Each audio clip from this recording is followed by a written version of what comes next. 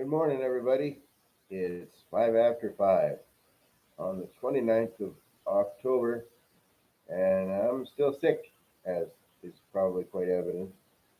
Anyway, past the nose part of the whole thing, and I'm on to it starts with a sore throat, and then a plugged up nose that drives you nuts. Excuse me. And now I'm in the cough stage of it. I'd sooner be in the cough stage than the other two.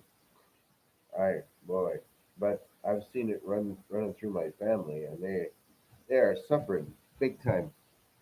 So there's something to look forward to. I'm probably not going to last very long here.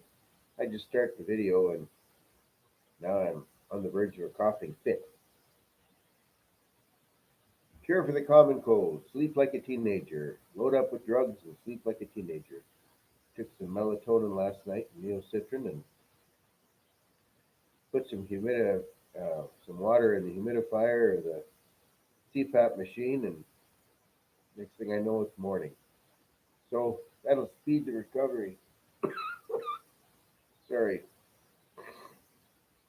but you still got to go through the whole run the gamut. Anyhow, oh woe is me. Wah, wah, wah, wah, wah, wah. So I'm going to talk to you for a couple of minutes here on the first marriage in the scriptures, and of course it's Adam and Eve.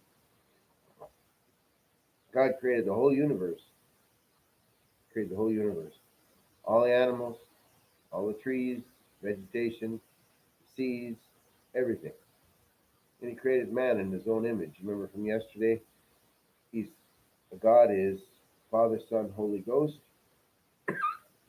Man is in God, was created in God's image because He's the body, soul, and spirit.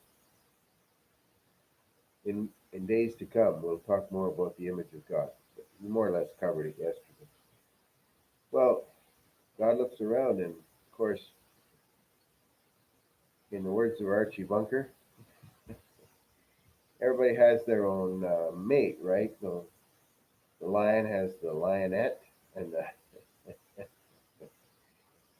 the zebra's got the zebrette or whatever, zebress.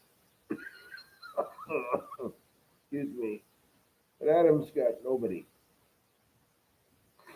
And God said, "Well, this is going to be a terrible video of me hacking like this, but I want to do one every day if possible." And God said, "It is not good that man should be alone." Now that's a good proof text for marriage. Paul said uh, the reason for marriage, it's got two reasons. Back here in Genesis 1, Genesis 2, he says, "I'll make it help me for him." Paul said to prevent fornication, that every man have his wife and every woman have her husband. Now that's the New Testament reason for marriage. But he was looking to populate the whole earth of people. But the first reason, of course, is that it's not good that the man should be alone. He's lonesome.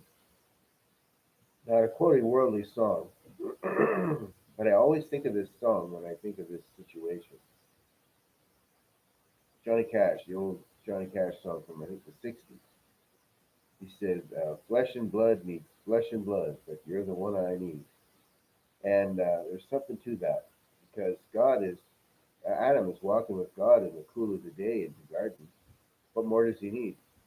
He needs flesh and blood. He needs somebody like himself. And a Christian can try to be like a mystic in a cave or whatever, living alone with God. And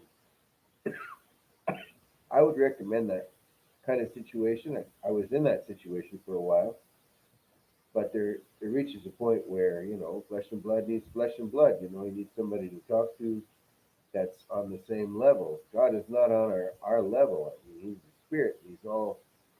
He's omnipotent, omnipresent, and omniscient. It means He knows everything. He's everywhere at once.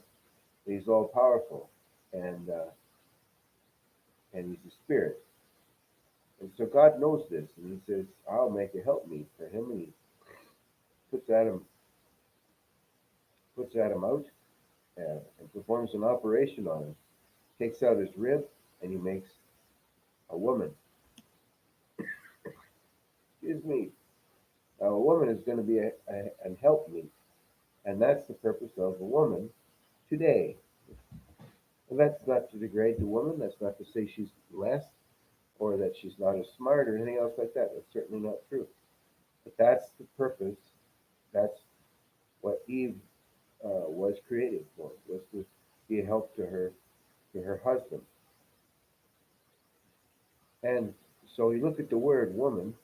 It's the first womb man. She's a man with a womb. We look at the word, right? There it is. So she's different than the man, of course, obviously, anatomically different. And there's something else to know about a woman, or the woman, or any woman, is that uh, she's a special creature. We open doors for women, we protect them, we honor them as the weaker vessel. And all this stuff is not misogynistic, anti progressive uh, gibberish, it's Bible. And we take care of women, we, like I just said, protect them, love them, and in turn, they do things for us that we cannot possibly do. Obviously, the childbearing thing, that's true, but she's built different, she thinks different, and she completes the man. And then you've got a team. Man and woman is the most important relationship, human relationship on the earth, and it's a permanent relationship till death do you part. So the right order, married people, is God, then your husband or your wife, and the kids, and then everybody else.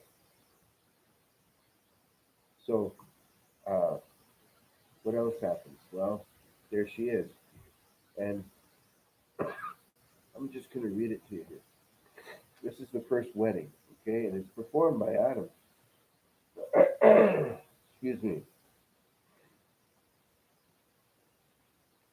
He says, therefore, verse 24, chapter 2, uh, shall a man leave his father and his mother, and shall cleave unto his wife, and they shall be one flesh. And they're both naked, the man and his wife, and were not ashamed. So that's the first wedding. What is a wedding? Excuse me. Or what is a wedding? What is a marriage? First of all, well, over and over in the scriptures, you see marriages taking place, and a marriage is not waltzing down the aisle. Uh, Here comes the bride. Here comes the bride. Right, and then you stand before a preacher or a minister or whatever, or go to the justice of the peace, and he signs a paper. The papers issued by the government give you permission to be married. Well, I have one of those papers, and that's fine. And I'm officially, legally, whatever, married. But the thing is, that's not a marriage biblically. We don't need permission from the state to be married. Here in Canada, people of the same gender can have that piece of paper saying they're married. They're a married couple. Two men can be married. Two women can be married to each other. Okay. I'm not going to make a statement as to whether or not that's right or wrong or whatever.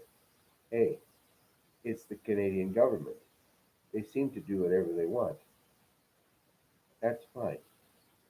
What's a biblical marriage? A biblical marriage is a man and a woman, a sexual relationship in a long term relationship, a loving, committed, this is my wife, this is bone of my bone, and flesh of my flesh, flesh joins flesh, and it's a forever deal.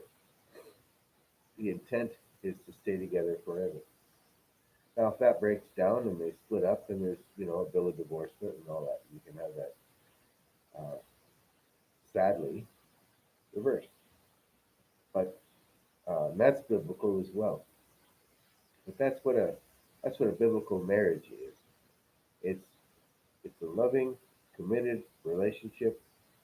Monogamous is the best way, and it's also a sexual relationship.